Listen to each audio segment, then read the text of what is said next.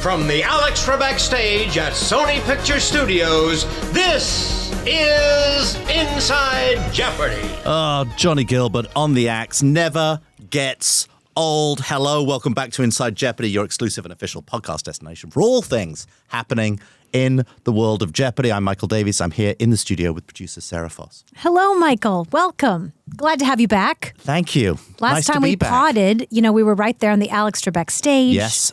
Moments after the conclusion of an exciting JIT, which is now Love the JIT. airing. And, Jeopardy is once again in the world. I don't know if you have had finally a chance to watch, at least in its entirety, the SNL 50th yet. To quote one of my favorite movies of all time and a part of the SNL 50th, Martin Short in the movie, I think it's called The Big Picture, is where he says at one point in that movie, playing a movie agent, I've read almost all of the scripts, almost all of the way through. Yeah. I've watched almost all of the SNL 50th. What an amazing job they did on that whole program, by the way. Black Jeopardy. Keenan, who I was lucky enough to spend some time with last summer when he came on Millionaire with Kel.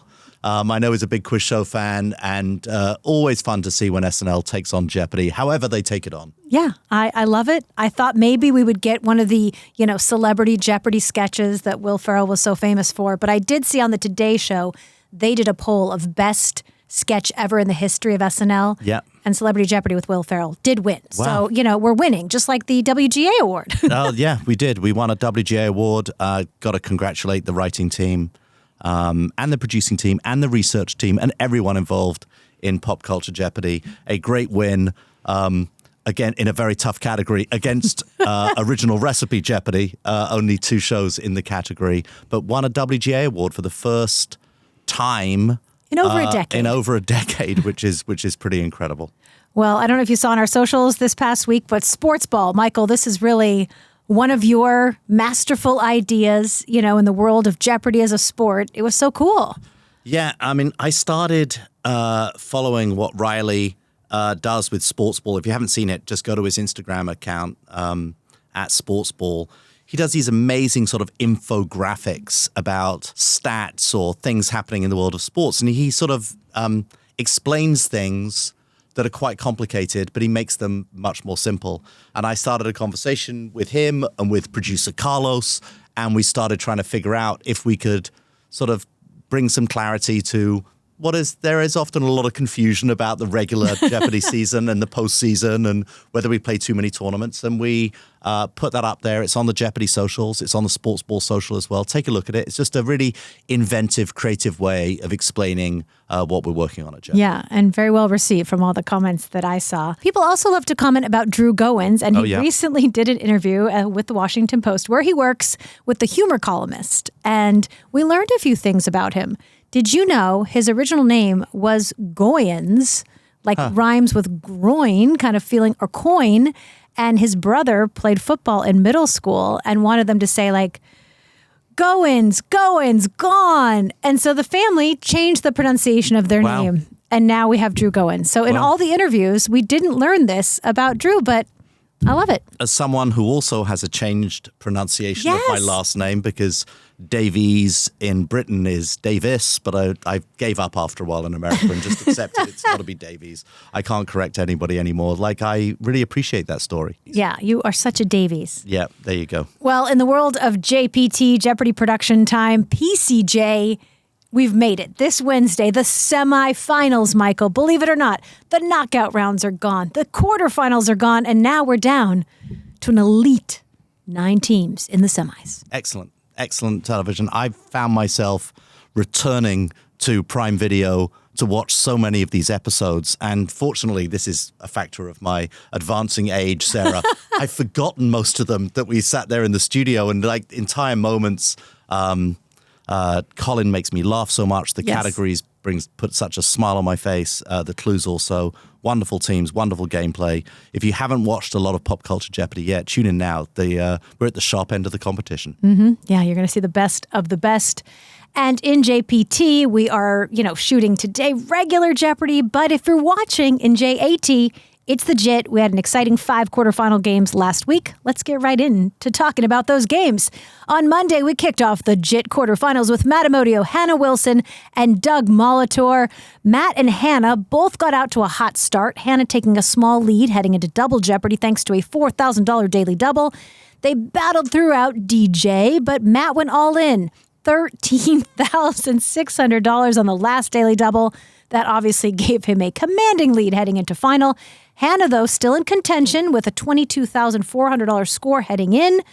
Both Matt and Hannah were correct, and so therefore, because he had the lead going into final, Matt Amodio, fresh off Masters, comes back to the JIT and proves he has what it takes to head to the semifinals. I mean, look, the first game in JIT really set the stage for the rest of the competition. I just love elite level Jeopardy. I love watching these amazing champions compete against each other. I love everything about the way it plays. I love the difficulty of the material. I love the speed on the buzzer.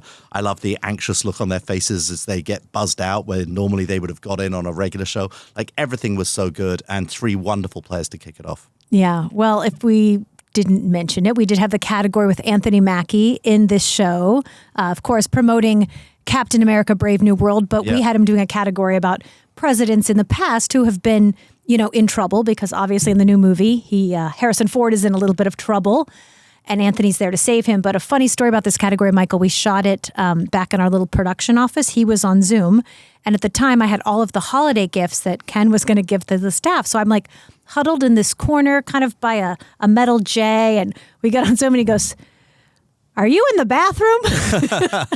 I said, "Oh, no, I'm just kind of in the corner." And he goes, "Okay, bathroom lady." And for the rest of the shoot, he referred to me as bathroom lady in a very, very nice and respectable way. But that's what I'm going to always think of when I think of Anthony Mackie. That's wonderful. I have another new nickname for you, which is excellent. One of my favorite parts of this episode, Matt Amodio revealing that his new persona on Jeopardy is going to be game show villain. Yeah, he just wants to take that title, I guess, from James as the reigning villain. Not very convincing so far, though. No, he's got to work on that. Much. Well, Ken did catch up with Matt after his win to find out about the victory of the Daily Double Wager and this new villainous persona. Matt, walk us back to that Daily Double Wager. You didn't seem to hesitate for a moment. Nope, I thought that was the right thing to do. Tell me why. I know most of them, but not all of them, and so I felt like that was the best bet. Did you like the category? It was a little bit high up in a philosophy category. Yeah, well, I think there were a couple of triple stumpers before that in the category, which is never good, but it's nice moving up on the board. That's right. You figured out personal identity in the 4th slot. It must be easier than that. That's right. By if the transitive property. Yeah, I don't think so. Not usually how it works, but it did pay off. Today was a day when you needed to have that lead going into final. Hannah, what a great game. You had to make that big Daily Double Wager as well in the first round. Yep. Looking for that final Daily Double. Didn't find it, but I don't know. This is so much fun. Like, just playing Jeopardy, playing against, it is just great. You two were very evenly matched. 37 attempts on the buzzer for you, 39 for Matt. So the Daily Double Wager kind of was what made the difference. Now, you haven't really done anything that villainous. Do you want to try something now that you've won? Do you want to gloat? Do you want to twirl your mustache? Winning is pretty villainous already. It's villainous to me, yeah. Villainous to us. I don't know if I agree. Yeah, well, you of all people. The dream is to win but not be villainous, but apparently not your dream. No, I go for winning but not villainous. I don't know if I achieve it or not. Talking in villainous, I just wanted to say quickly, I receive a lot of mail, a lot of DMs about the show. Some of it is lovely. Some of it is not that lovely. I do read all of it. I don't respond to it, but I do take everything very seriously that is said. One thing I don't take seriously, and one thing I don't take lightly or kindly, is the abuse over choices of contestants we put on this television program. The contestants who make this program are so smart. They are so brilliant. I say often 0.36% of people who apply to be on Jeopardy actually ever get a chance to be on this program. To be good enough to get back onto JIT, you have to just be an extraordinary brain, an extraordinary mind. Contestants on this program are there because of their brilliance within this game that tests their minds for no other reason And amongst many other reasons, the idea that they're anything less than that is just thoroughly insulting. Well, and when it comes to JIT, all of these contestants have played again, many in recent years, so they know exactly the type of scrutiny that they might face on social media, those types of things, and yet they make the choice to come here to show exactly who they are and how they play, and we applaud them for doing so and welcome them back. Yeah, absolutely. I also receive some sort of, I would say I wouldn't say abusive, but some very energized texts about like shot sequence and jib shots, or, whether we show the scores, whether we show the categories. And this is all stuff that I actually, as Sarah knows, I talk about and think about on a daily basis. I would love it if you wrote that a little bit kinder to me. But it's all about the delivery. Yeah, I accept that this job comes with a level of scrutiny. But I got to tell you, there is a line at which I just can't handle it. Anyway, here we go. Moving on to Tuesday's game. All right. With Skylar Hornback, regular Virginia, Margaret Shelton, and Jaskaran Singh. Jaskaran caught fire in Double Jeopardy, forming a huge lead when Margaret lost $5,000 on the last daily double. From there, Jaskaran secured a runaway win. Well, you knew we were going to do it. We were going to show the picture of Skylar from 2013 in Kids Week. I remember this game. He made a $10,000 daily double wager. He ended up with $66,600. So great to have him back and to know all that he's doing with his life. PhD student, pretty darn cool. Ken told him, it's so cool that being good at Jeopardy at a young age correlates to success in life. Let's hear how all the players are feeling after this game. You were kind of shooting out the lights in that game, Jaskaran. You attempted 46 clues, which is pretty remarkable against any level of play, much less all-timers like these two. Do you feel like your Jeopardy skills are still growing? I don't know. What I do at home is I just watch the episodes and then click with a pen. So I think, I don't know. I don't know if it can get much faster. We'll see. Well, it worked for you in this game. Skylar, I wanted to ask, what's it like to be a Jeopardy prodigy at such a young age? Did it affect your life in any way? Wow. The small town famous kind of thing was really cool. They made me Grand Marshal of the Lincoln Days Parade. Oh, and wow. So that was a really big thing for my county, LaRue County in Kentucky. And so it was a truly incredible experience, and one that when you all called me again, I said, absolutely, do it in a heartbeat. Well, you definitely show that you have not lost a step. You were right in the mix with two very tough players. It was lovely to see you all. Thanks for coming back, and we'll see you in the semifinals, Jaskaran. Congrats. So good to see Jaskaran back. Such a cool cat.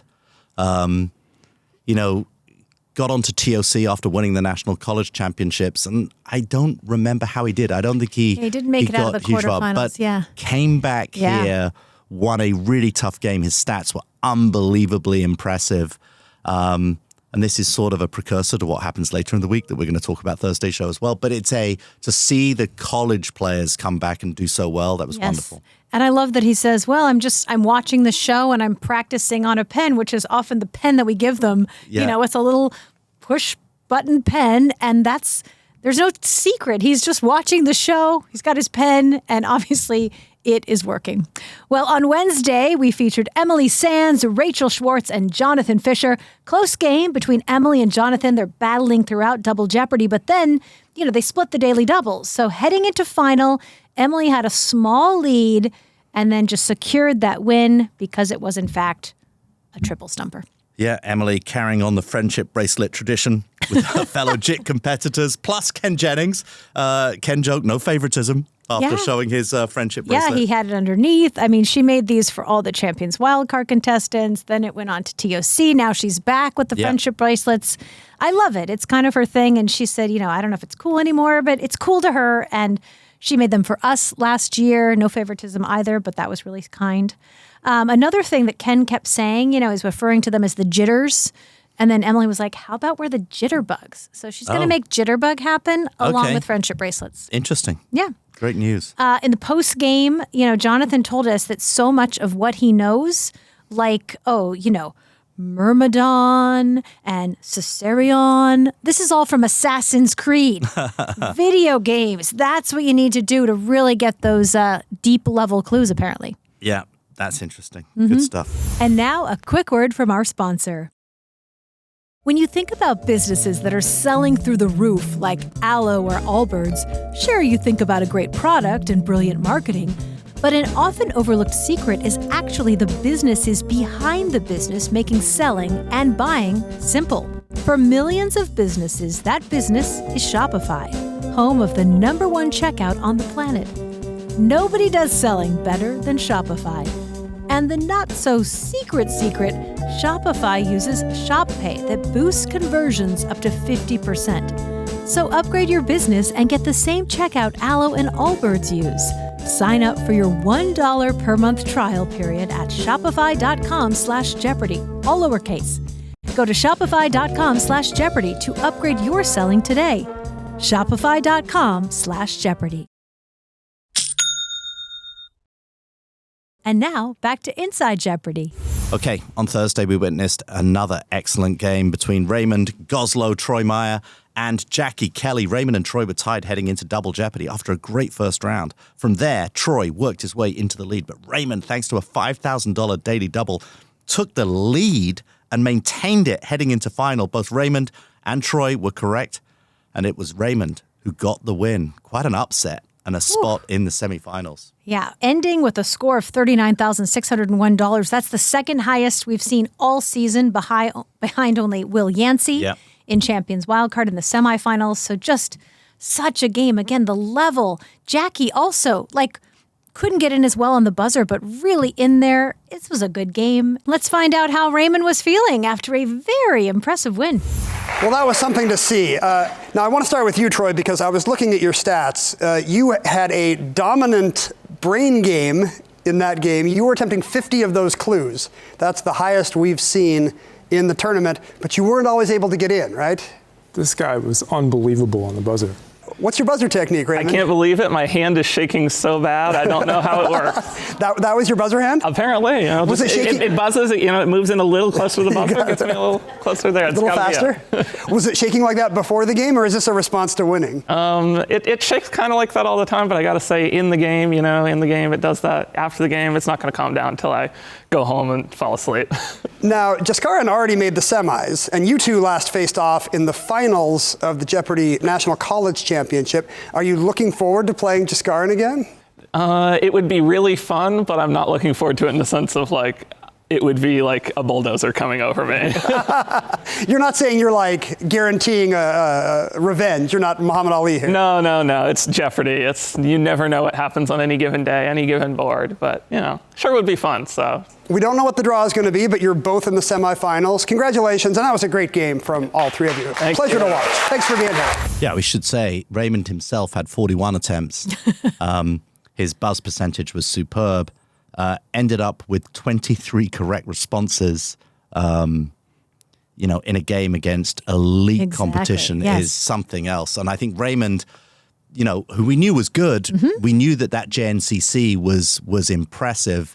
I think that, that sort of upset the form books, though, for a lot of us. And Raymond, wow. Yeah, that was a wow game. Yeah. I think people went into it thinking, of course, Troy, finalists from the TOC, would come out on top, but that was a game. It's the reason we do this. And like you say, it's Jeopardy! You never know what's going to happen. Well, we closed out the week with Maya Wright, Roger Craig, and John Focht. John got out to an early lead after a strong start in the Jeopardy! Round, but Roger on fire in Double Jeopardy, finding both daily doubles, adding $21,000 to his score, ending the Double Jeopardy! Round with $36,000 and a no-doubt runaway. I really enjoyed meeting Roger during this tournament. He's somebody I watched on the show when I had no idea I was ever going to end up working at Jeopardy! I enjoyed his original run, and what a player. Really impressive. Yeah, and I have known for a while now, because obviously we have invited Roger and Julia in the previous JIT season. And so I've known that they are married happily for a while, but it's a secret I have kept. I didn't even know that Roger was going to reveal it during his interview. And I was like, oh, the secret's out. Another Jeopardy! Love story. Wow, there you go. Yeah. How many Jeopardy! Love stories are there? There are a lot. Wow. It comes from college Jeopardy! And all different iterations of the show.